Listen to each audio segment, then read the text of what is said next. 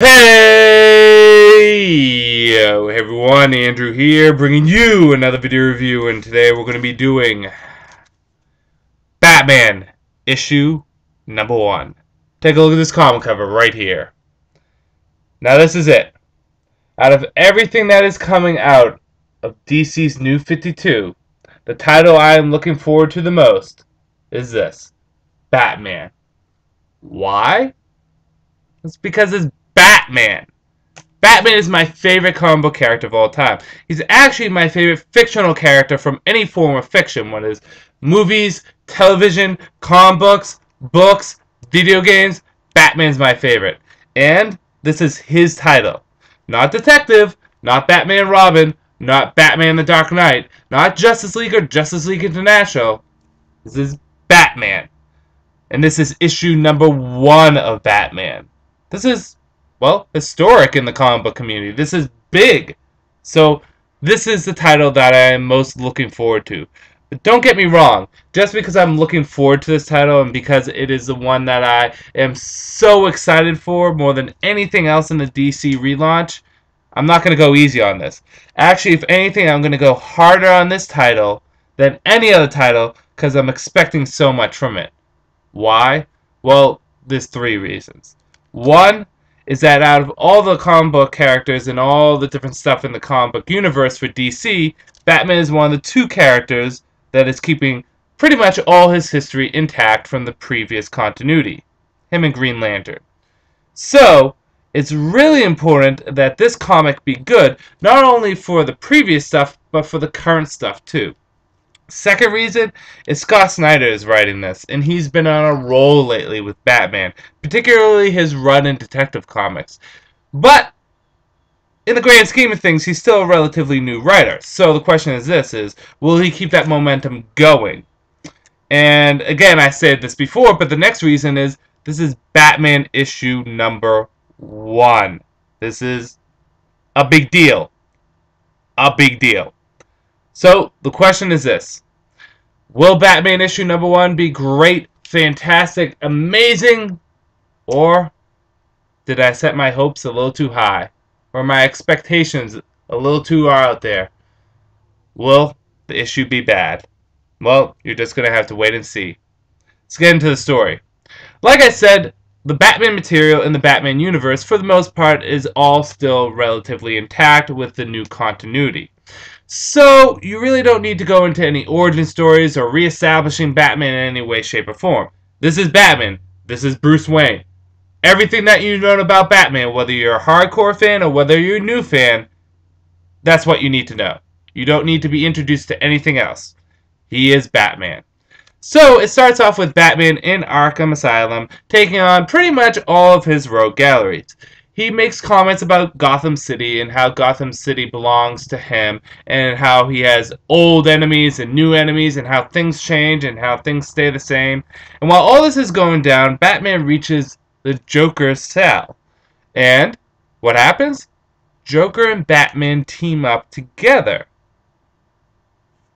There's a reason for this, a certain twist, but I don't want to give the twist away because, well, I'm trying to keep my reviews spoiler-free.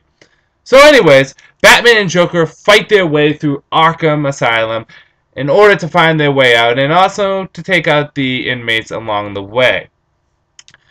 After this is done, Batman meets up with Commissioner Gordon, have a little chit-chat about what went on and exactly who is to be at fault for what happened in Arkham Asylum, all the inmates getting out. And then we go to Bruce in the cave. And in the Batcave, he is getting ready for a party. He goes upstairs and there is Dick Grayson, Tim Drake, and Damian Wayne, all previous Robins. And this is at a point where we get to establish for new readers who may not necessarily know the Batman family that well who these characters are. A quick, small little blurb comes up that says, Dick Grayson, first Robin, currently Nightwing. Tim Drake, Robin, currently Red Robin, member of the Teen Titans. Damian Wayne, currently Robin. So right away, for those of you who are new to the Batman universe, you get to know the characters.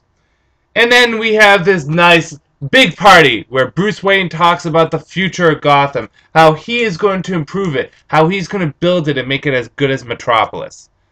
But the party is crashed. Not the way you may think. See, Bruce Wayne has this new kind of technology where he's constantly hooked up to the Batcave, and he uses it for various things. One of the things is to lip read what's happening with Commissioner Gordon in his call, because apparently there was a murder, and Batman goes to investigate this murder. But there's more to this murder that there may be seen, and that there's actually DNA underneath the victim's fingernail. This DNA belongs to the supposed murderer. Who that murderer is? Well, you're just going to have to read and see. Let's get into the good, the bad, and whether or not you should get it. Good. Well, this hits all the points that a first issue needs to hit. It has good action. It establishes the story. Establishes the character, their motivations, and where they are in the comic. We know where Bruce Wayne is. We know how he feels. We know what his motivations.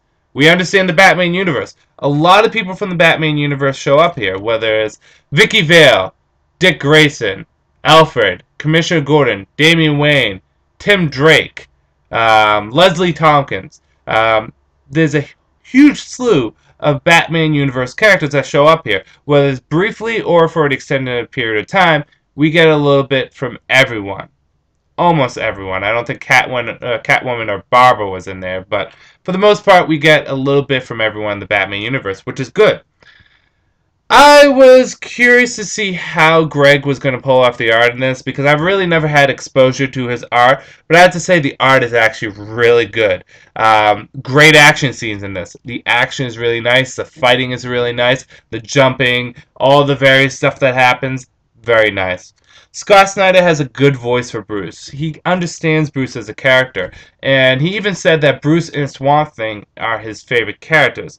And I always like it when a writer writes their characters that they love, because that means they have a great deal of respect.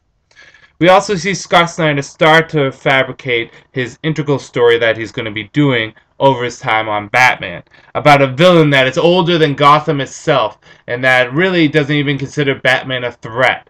Because this murder that happens towards the end of the comic has to do with that organization. Because on each knife there's actually an owl on it. So he's starting to set the foundations of the story. But this issue itself stands on its own. It doesn't need to rely on that for the bigger, grander story arc. It can rely just based on being an individual issue. This is also, like I said before, and I'll say again, incredibly inviting to older fans and to new fans. People who have been reading Batman for years like myself understand everything that's going on and is very feel at home with this. People that are new to Batman, well, they get a good introduction. They don't need to know anything that happened to Batman beforehand, and there you go. It's very inviting to new and older fans. Bad. Well, like I said, I was going to be very hard on this comic. I'm not going to let it off easy on anything. So, there was no bad. Whether or not you should get it, absolutely. This was a fantastic issue. It hit every nail on the head. It did everything a first issue should do. It did everything a Batman issue should do.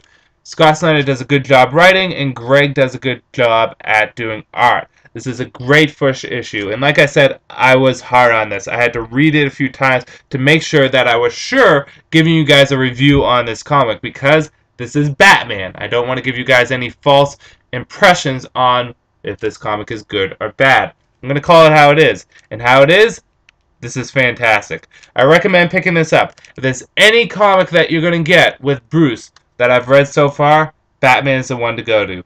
So with that said, I'm going to end this review here. This is Andrew saying, peace out for now.